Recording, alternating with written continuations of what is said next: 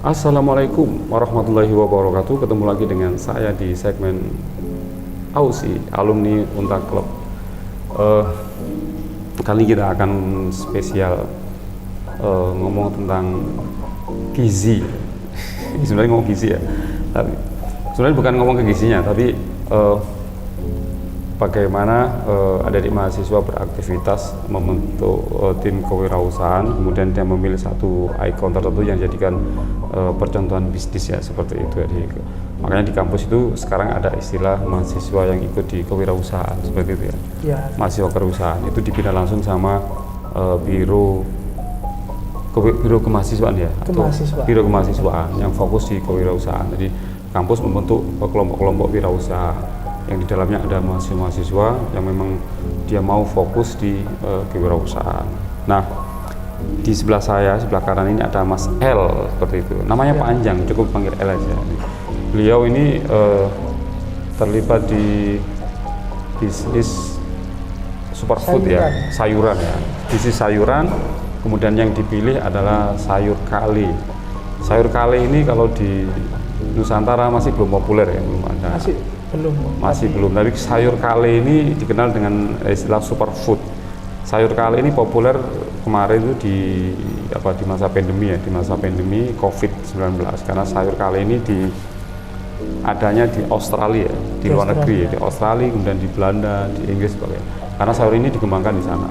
Dan sayur ini memang dipakai untuk pemulihan, bukan pemulihan ya, tapi sebagai superfood untuk melawan COVID kalau nggak salah waktu itu.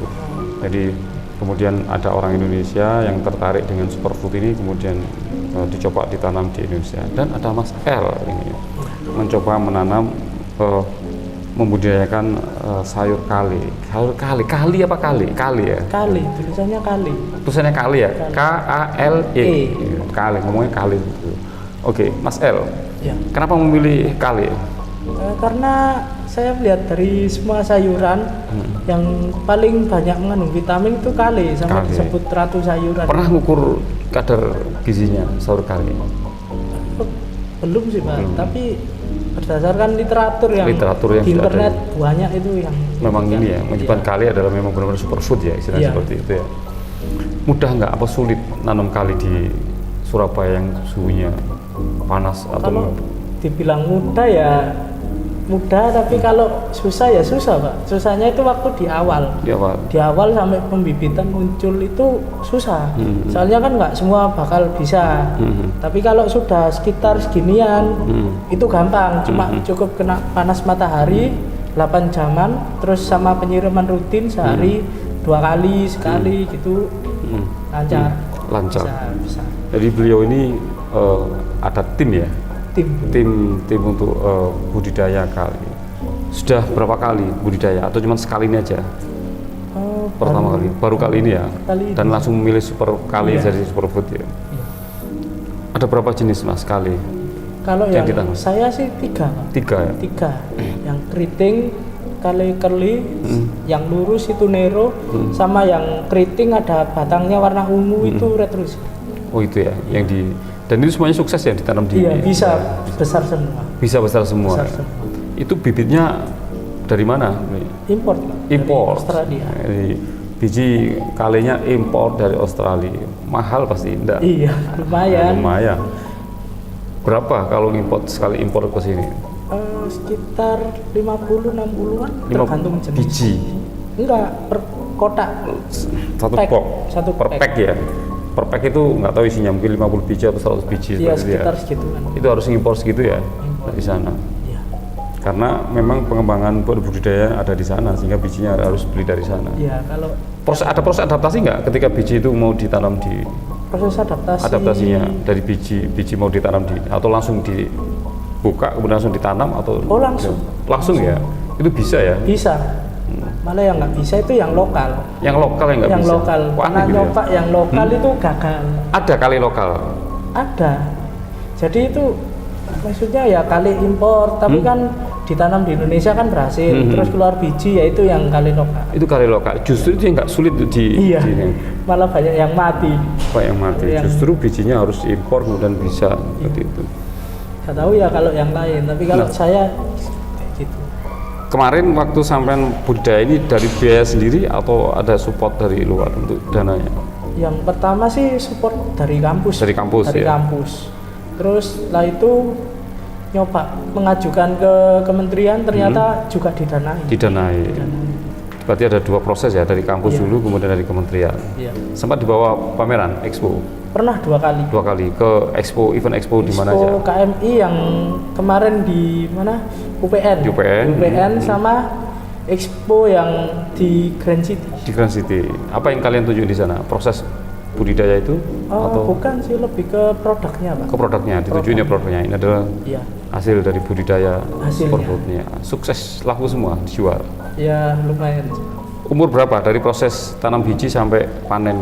Kurang lebih 4 sampai 5 bulanan 4 sampai 5 bulan. bisa panen. Bisa panen ya? Bisa. Diapain kali itu? Dimakan sebagai kayak apa? Mentah itu atau diolah jadi sayur-sayuran seperti yang Mentah di Indonesia? bisa langsung. Terus di jus bisa. Oh, di jus itu di blender ya? Iya. Jadi jus ya? Di sayur juga bisa. Di sayur juga bisa. Jadi bisa macam-macam.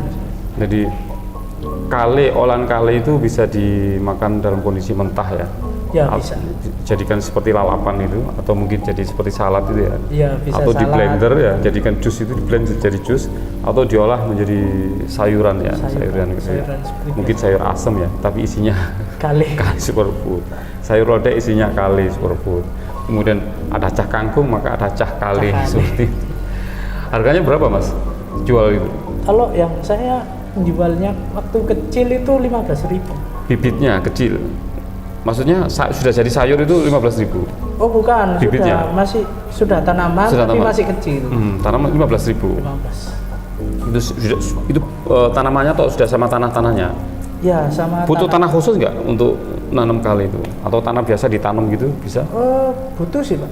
Kayak pupuk, ya tanah campuran. Tapi nggak jauh beda ya sama nanam yang lain di? Ya hampir sama. Nggak ada perlakuan khusus misalkan ditutup cahayanya atau Oh enggak, malah lebih harus kena cahaya. harus kena cahaya. Jadi Surabaya cocok ya karena banyak cahaya. Lebih cocok ya. Panas ya. Kalau kita tahu kan di luar negeri kan suhunya dingin ya seperti itu ya. Iya. Tapi di sini lebih cocok. Terus apa postur kale ini kalau dibanding sama di luar negeri di Surabaya ini sama nggak atau lebih kecil di Surabaya yang sama tahu? Kalau ini tergantung media tempatnya sih Pak. Tergantung media tempatnya. Iya, kalau ditanam di tanah, di lahan gitu bisa besar dia. Bisa besar. Bisa. Kalau Kalau di pot ya terbatas. terbatas ya. Berarti lebih enak tadi. Lebih enak di tanah. Di ekspansi di tanah bisa kelihatan gede-gede. Ya? Iya. Sampai waktu menjual sayurnya di waktu di expo itu ngejualnya gimana? Batang per daun atau per ikat atau per ditimbang gitu? Saya kan dipetik. Itu daunnya itu saya timbang Daunnya per ditimbang 200. per 200 gram. Ya. 200 gram atau hampir seperempat kilo ya begini ya. Berapa harganya 200 gram? 15.000. 15.000. Jadi daunnya dipotongi ya, kemudian ditimbang 200 gram per 200 gram 15.000. Tinggal dia beli mau berapa gram. Iya. Kalau 1 kilo berarti kalikan 5, 15.000 kali 5. 75 berarti ya, 75.000. Ya emang mahal sih Pak. Soalnya kan juga vitaminnya banyak. Satu kilo kalau dipatokan 1 kilo sayur kale 75.000. Atau 1 kilo kangkung berapa ya? 2.000. Kangkung itu diikat ya, karena tempatnya kangkung ada di sini ya, lebih murah. Iya. Karena ini bijinya aja impor Mas. Impor. Bijinya impor. Kalau dihitung harusnya mungkin lebih dari itu ya, mungkin ya kalau dihitung produksi impor ya. Belum perawatannya Ya, apa. ya bisa dilebihkan sih Pak. Boleh tahu harganya berapa kalau dihitung 1 pack itu kalau ngimpor itu? Yang bijinya. Hmm. Kalau 1 pack sekitar 50-60-an. Itu harganya atau produksi? Harga Per pack. Harga per packnya 50 sampai 60.000. Terus ekspedisi dari Australia ke Indonesia berapa? Kurang tahu sih Pak. Soalnya kan ada kenalan yang di sana. Jadi waktu pulang ke Indonesia itu titip. Titip. Jadi ya. Minim produksi. Iya. Jadi ada teman yang di sana suruh beli suruh ndelei. Iya. Suruh ndelei tapi harus beli banyak ya biar enggak. Iya. Jadi Surabaya enggak muspro, kepen enggak riwari ya akhirnya nggawa 50 pack ya, bawa 50 pack ke langsung sini. banyak gitu. Kemudian tanam langsung banyak seperti itu. Tapi kalau masuk ekspedisi mungkin lebih mahal ya Iya, dari sana ya. Ongkirnya pasti. Ongkirnya ekspedisi ada 2, lewat laut atau lewat udara seperti itu. Udara lebih mahal. Kalau lewat laut jatuhnya datangnya juga lebih lama. peluang tanam ketika dari biji berapa persen Mas sukses di Surabaya ini? Semua? Enggak semua, enggak 100 ya. Mungkin 70-80%-an gitu ya? itu yang berhasil. Yang berhasil ada yang zone gagal pasti. Jadi enggak semua berhasil. Terus teknik penyiramannya bagaimana? Siram terus, inten atau? Kalau masih bibit baru ditanam itu cuma dicek aja tanahnya lembab. Oke, jadi cuman lihat kadar basahnya tanah itu aja, kelembapannya tanah. Kalau kering harus dilembabin lagi. Iya, lembabin lagi. Biar kecambahnya pecah kemudian keluar. Kalau sudah lumayan besar itu setiap hari harus nyiram 2 kali sehari. Mas El waktu budidaya kali ini pakai pupuk atau dibikin organik atau bagaimana? Pakai pupuk. Pakai pupuk ya. Pupuk yang organik atau pupuk? Ya seperti tanaman pada umumnya. Seperti tanaman pada umumnya ya. Pupuk Jadi biasa. pupuk biasa ya, pupuk yang seperti adanya. Ini dilanjutin lagi nggak kali itu ke depan? Jadi nanam kali 1 hektar tanah atau? Rencananya sih ya. Ada lahan yang mau dikerjasamakan untuk masih saat ini masih nyari, tapi kalau yang lahan sudah ada, sudah tanam. Ngitungnya modalnya bagaimana? Berapa meter itu produksinya itu biayanya? Nggak gitu ya? Kalau yang di Kebonsari itu soalnya kan kerjasama. Kerjasama ya? Kerjasama. Berarti langsung aku ono modal, tanam, beli biji ini langsung ditanam gitu? Tanam. Nggak dihitung jumlahnya berapa? Enggak, secukupnya aja. Secukupnya lahan. Iya. Jadi secukupnya lahan ini berarti ditanam di situ kalinya. Iya. Sampai ini bijinya kali dijadikan bibit enggak sampai. Harus terus impor terus bijinya ini. Iya, impor. Saya impor. Enggak pernah ini ya. Satu kali ini kemudian dikembangbiakan menjadi enggak pernah. Karena lebih sukses iya, lebih yang peluang tumbuhnya impor. Berarti di Indonesia ini ada yang jualan biji ya? Ada, lokal ya? Ada Indonesia. Di Surabaya atau di apa? Ada di Surabaya ya, di tanaman-tanaman situ penjual tanaman. Kalau di Surabaya ini ada berapa yang mengembangkan sayur kali selain dari teman-teman Untak ini? Kurang tahu ya. Tapi pasti ada. Pasti ada ya. Pasti ada. Tapi yang kayaknya menurut dia yang tahu cuma Untak tuh kayaknya. Iya. Buktinya yang rame-rame. Pernah lihat nggak ada di online ketika di browsing mungkin jualan sayur kali banyak ya? Banyak jual sayur. Itu yang jualan itu mereka dari menanam atau memang ngimpor sayur kali dari? Nah itu kurang tahu sih Pak. Kalau di minimarket ada nggak jualan sayur kali? Minimarket ada, di Hoki situ ada. Oh di Hoki. Jadi kayak itu satu-satunya minimarket yang jualan sayur-sayur yang nggak ada di Indonesia. Di Alfamart. Sayur-sayur yang ada di Nusantara itu di sana dijual ya, seperti itu ya. Sayur yang aneh-aneh ya. Ada berapa jenis tadi? 4 ya? 4 apa 3 ya? Apanya? Kali. Jenisnya? Iya jenisnya. 3. Itu yang paling superfood mana itu? Atau semuanya? Semuanya sih, tapi yang orang-orang kenalnya itu yang keriting itu. Yang keriting itu ya? Iya. Yang kadang orang bilang, ini tanaman apa ini? Pernah ada, orang ngomong ke saya, dikira itu dia pernah nanam terus keluar dikira itu kayak selada tapi gagal soalnya keriting, padahal dia nggak tahu kalau itu kali. Itu adalah kali ya, baru tahu kalau saya bilangin itu kali. Pernah nanam seperti itu. Lebih mirip ini ya, daunnya apa? Kol ya, kembang kol ya. Selada ya. Selada, cuma lebih tebal. Lebih tebal itu ya. Warnanya hijaunya rata pekat itu ya. Iya. Rata pekat ya seperti itu. Jadi kali ini adalah seperti pengetahuan baru ya sekarang ini, tapi sudah mulai populer ya. Karena kali ini adalah superfood. Jadi nggak tahu kenapa kok dikatai superfood. Informasi yang saya dapat bahwasanya kali ini adalah memang kadar gizinya lebih ya dibanding sama sayur-sayur lain, sehingga dikategorikan sebagai superfood. Jadi cocok untuk stamina, untuk menjaga daya tahan tubuh seperti itu. Mas El berapa tim? 3 orang. 3 orang. Iya. Itu mahasiswa Untak semua. Fakultasnya sama, teknik semua. Teknik. Jurusannya juga sama. Enggak, beda-beda. Arsitek 2 sama industri sama. Sama industri. Ada tim-tim lagi nggak yang dibentuk untuk pengembangan sayur kali? Bentuk tim lagi? Ada. Itu tim yang di Kebonsari, yang ngurusi di Kebonsari. Yang ngurusi di Kebonsari. Iya. Dan itu lebih mana? Lebih dulu dari tim sampean atau? Saya dulu sih, Pak. Lebih dulu ya. Terus mereka kan masih pengabdian di Kebonsari. Jadi ya itu ulahnya kerjasama. Oke. Itu kebun sari itu punya siapa lahan di sana, Mas? Punya pemerintah atau swasta? Punya lahan kosong. Lahan kosong. Punya siapa? Nggak tahu sih, Pak. Soalnya kan nggak ikut. Nggak ikut yang di sana? Nggak ikut yang program di sana. Butuh lahan seperti apa? Tekstur tanahnya kalau di Surabaya?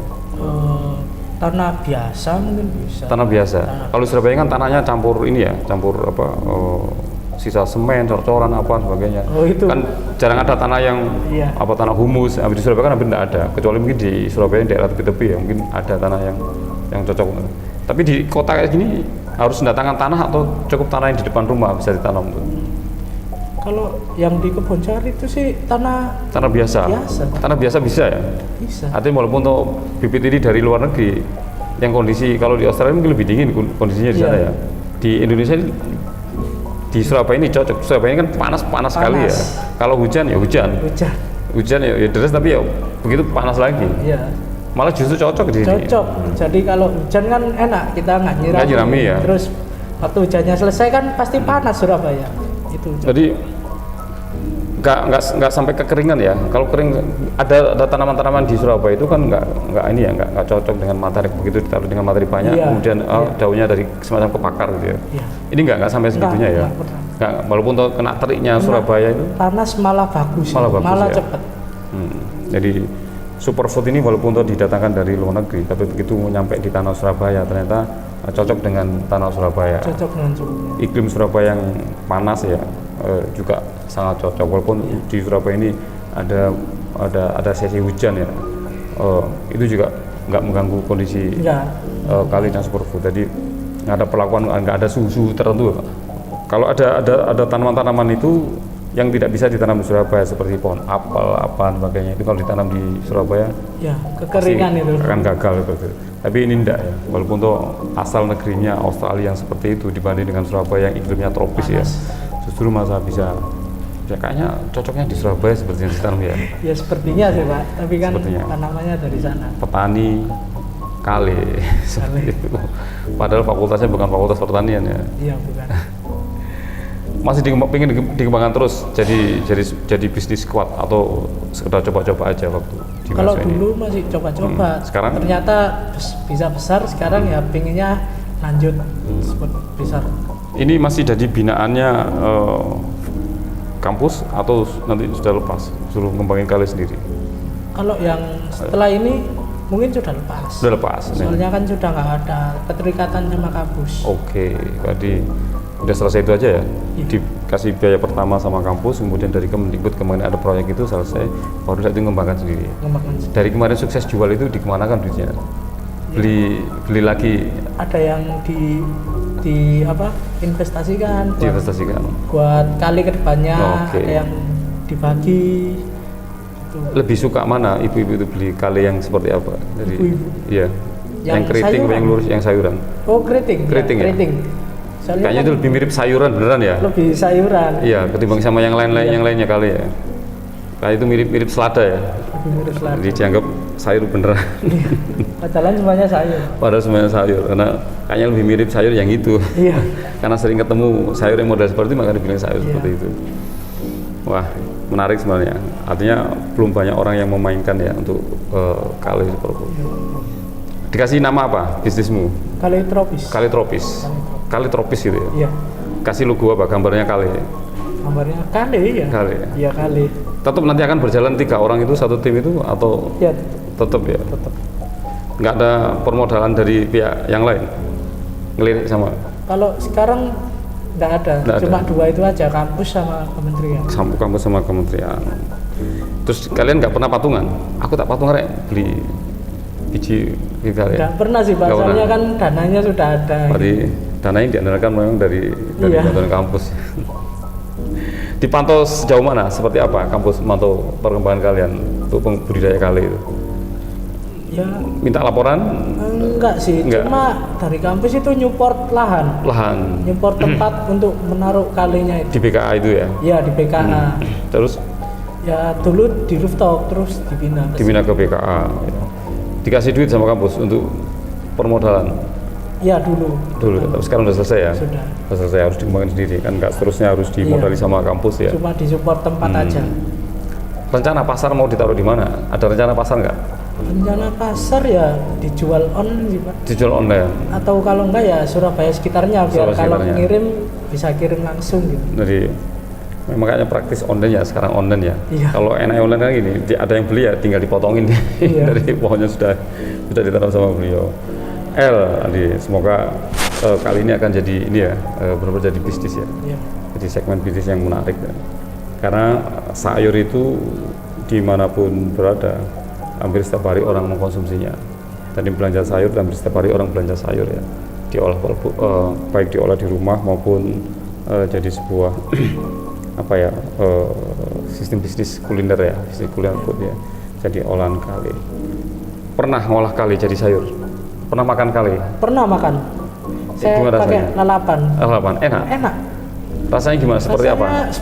Sama seperti selada gitu. Sama seperti selada. Rasanya sama seperti selada. Cuma lebih tebal. Lebih tebal ya? Lebih tebal.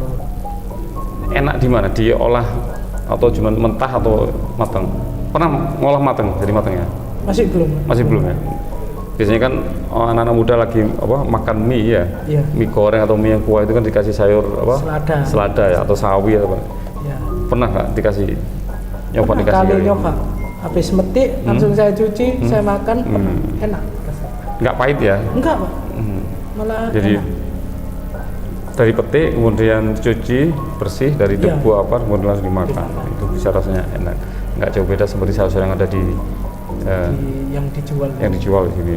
Cuman ketika melihat sayur kale memang roto aneh ya, mirip seperti soalnya kan masih asing gitu. Masih asing karena bentuknya dan warna teksturnya. Iya. Rata-rata sayur yang ada di sekitaran kita itu warnanya hijau. Hijaunya itu hijaunya cerah ya, terang ya, seperti itu ya, hijau terang. Jadi hijau pepaya pun hijaunya walaupun pekat tapi terang ya. Tapi kali ini agak pekat ya, hijaunya lebih ke hijau kayak bajunya tentara gitu mungkin. Iya mungkin seperti itu. Jadi hijaunya gelap gitu. Jadi ada putih-putihnya ya, seperti itu ya. Enggak ada ya? Enggak ada. Hijau aja. Ada hijau. Kemudian ada selaputnya ya gitu ya. Selaput. Selaput kayak putih apa itu? Oh iya. Ya, ada selaput putih ya. Itu apa itu? Air apa debu apa? Memang gitu ya teksturnya ada. Memang kadang seperti itu. Kalau kekurangan air gitu. Oh, kekurangan air ya. Jadi harus siram. Nyirami gimana Mas? Setiap hari? Setiap hari 2 kali. Pagi sore.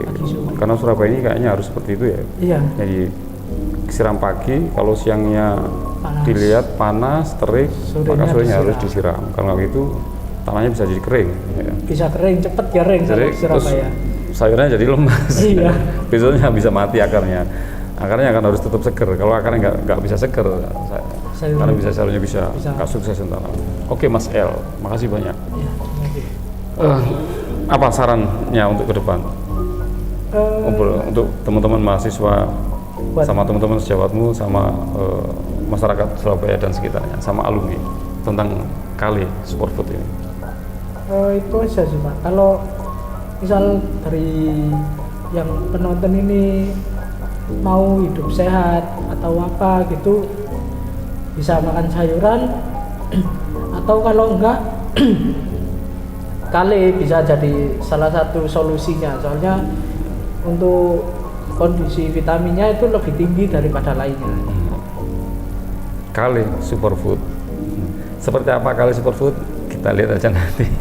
Aku juga penasaran.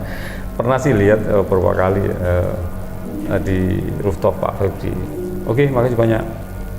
Untuk segmen hari ini kita ngomong Superfood kali. Alumni Untak, solid dan tangguh. Wassalamualaikum warahmatullahi wabarakatuh. Salam sehat. Semoga kita semua sehat selalu.